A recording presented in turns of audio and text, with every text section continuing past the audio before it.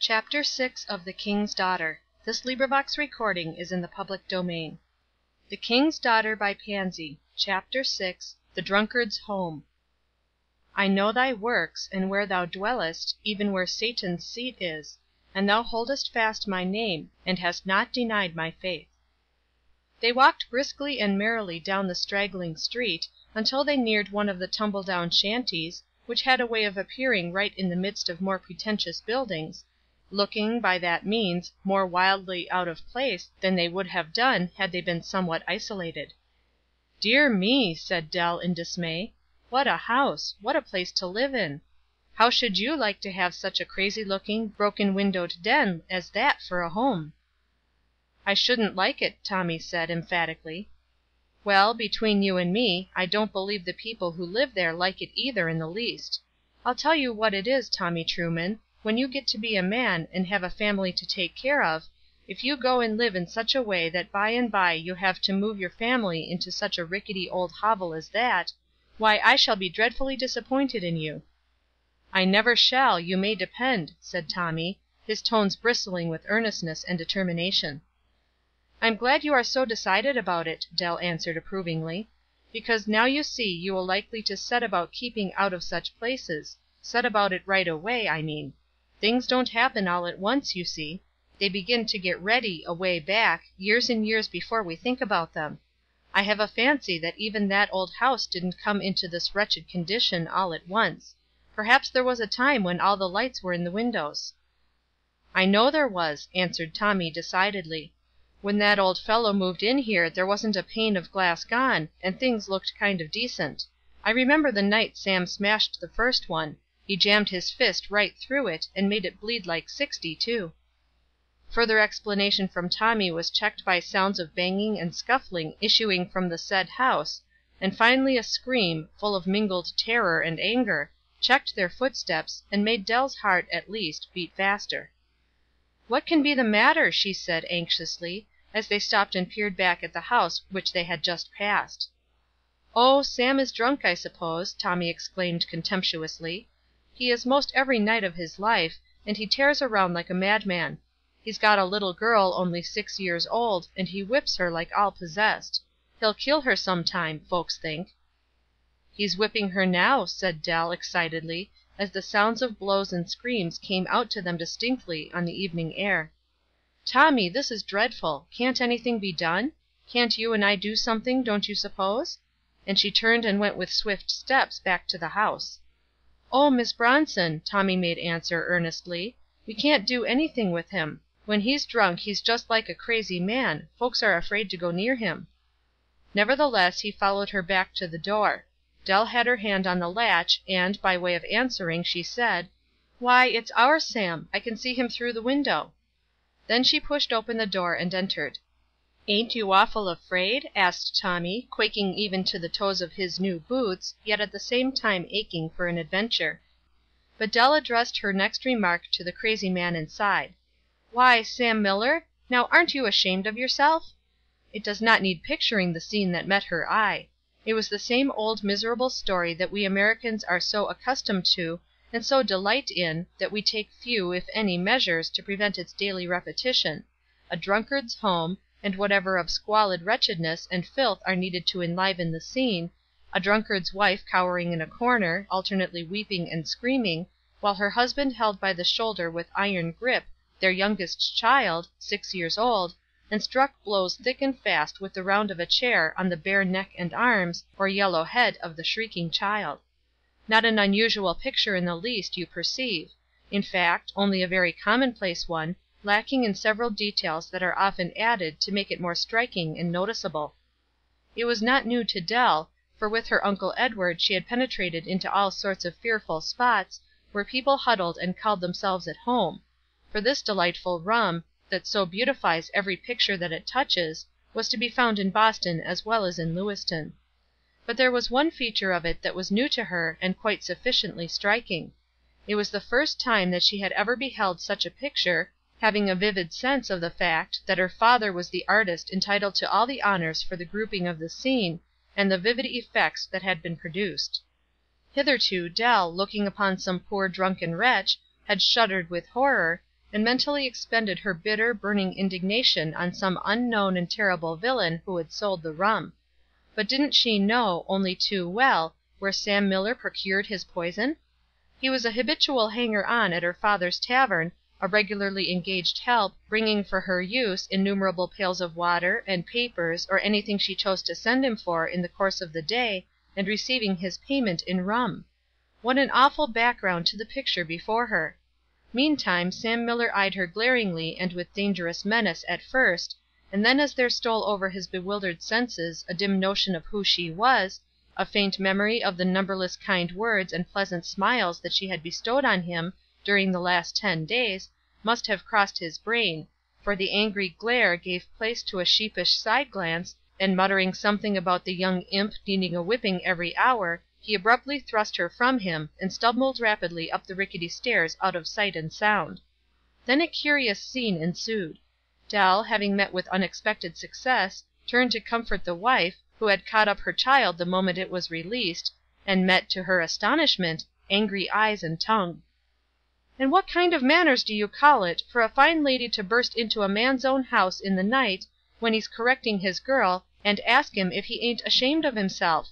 It's yourself I am thinking might be ashamed, seeing you've no more manners than that." Dell, taken utterly by surprise, was silent with amazement.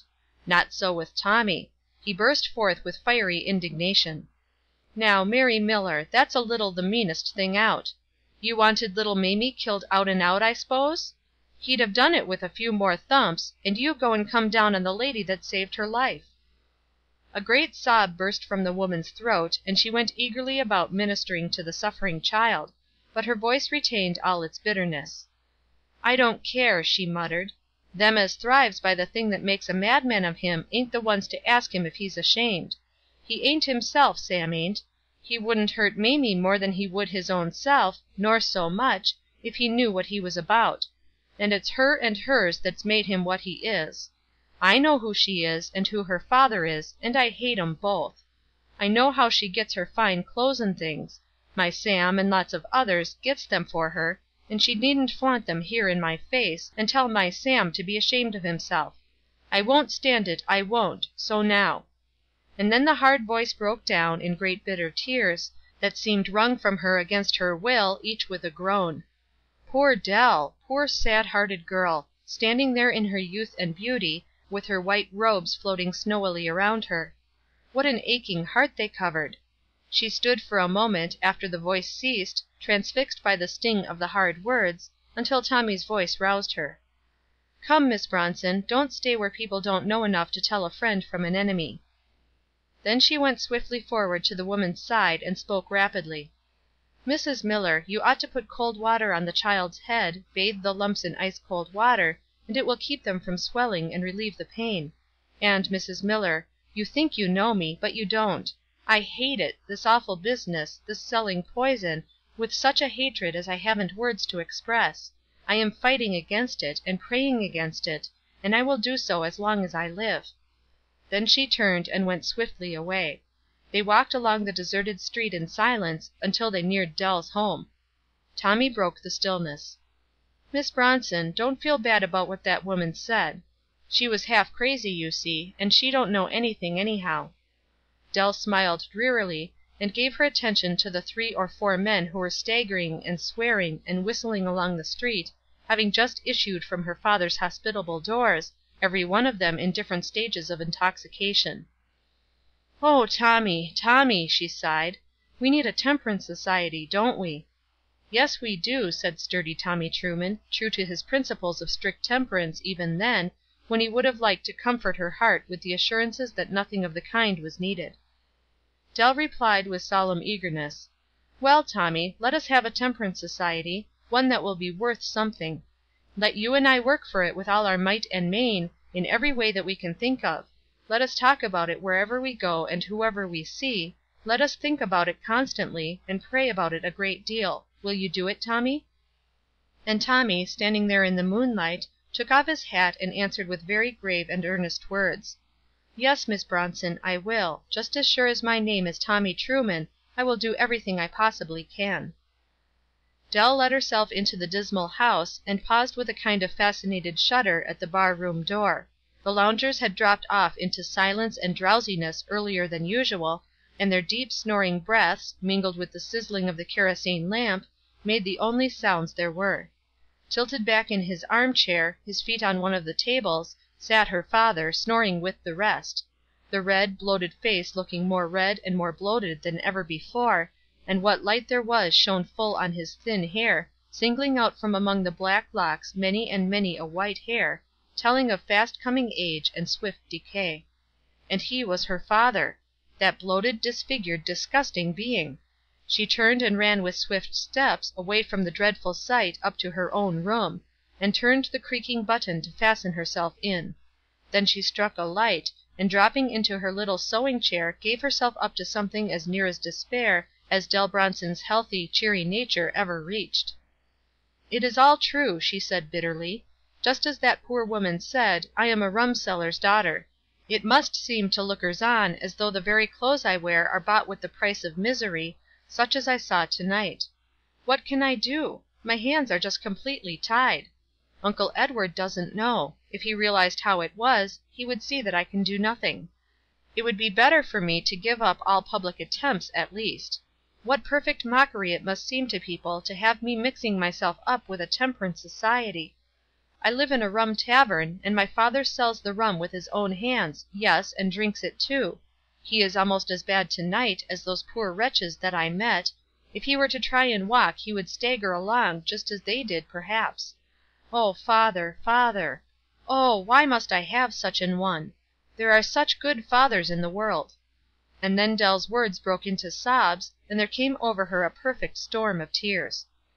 The weeping lasted but for a few minutes, however. This girl was not much given to crying. After a while she began to move around the room, gathering into their places the things which she had flung from her when she entered, and otherwise tidying the place for the night. During the almost 2 weeks that she had been at home, she had wrought many changes in the room. The blue paper curtains had given place to full white muslin ones, the bed was spread in white, as also was the little toilet table, and many little feminine touches had softened its hard corners, and given it a look of home. Still, there was no sort of comparison between it and that green and white room in Boston, and the poor homesick girl's thoughts went on swift wing back to that dear home that had surrounded her life with so much beauty and brightness. She had regained her composure, but her face was sad, as, having completed her preparations for the night, she took her little Bible and opened to the mark for her few verses of evening bread. She was reading in the book of Jeremiah, and yesterday's date was placed after the 10th verse of the 29th chapter, so the reading commenced. "For I know the thoughts that I think toward you, saith the Lord, thoughts of peace, and not of evil, to give you an expected end. Then shall ye call upon me, and ye shall go and pray unto me, and I will hearken unto you." Just there she paused, with a sudden glad light flashing in her eyes and glowing over her face. Could her heart read more than those 2 verses just then? "And ye shall go and pray unto me, and I will hearken unto you"? Was ever anything so marvelous? Why, she had thought herself alone, and desolate, and forgotten, and here was the King himself speaking to her, and such words: "For I know the thoughts that I think toward you, saith the Lord." Yes, she had forgotten. She had thought for a little while that the whole weight of this burden rested on her, whereas it was the Lord's affair. He knew all about it, all. The sorrow, and the discouragement, and the disgrace, and his thoughts were of peace, and not of evil. Then shall ye call upon me. Yes, she would. How could she have yielded to discouragement and tears? She, the daughter of the King! "Ye shall go and pray, and I will hearken unto you." With these words on her lips, Dell sought an audience with her kingly Father. And the burden of her prayer was: "Oh, Father in heaven, remember my poor tempted, wandering earthly father. Give him to me, in answer to my prayer. And, Father, do save Sam Miller, that poor miserable man that I saw to night. Show me how to work for them. Help me." It was a very quiet spirit that Dell carried with her to her rest that night, and the last words that her lips murmured as she dropped into sleep were: "For I know the thoughts that I think toward you, saith the Lord, thoughts of peace, and not of evil, to give you an expected end." End of Chapter 6. Recording by TriciaG.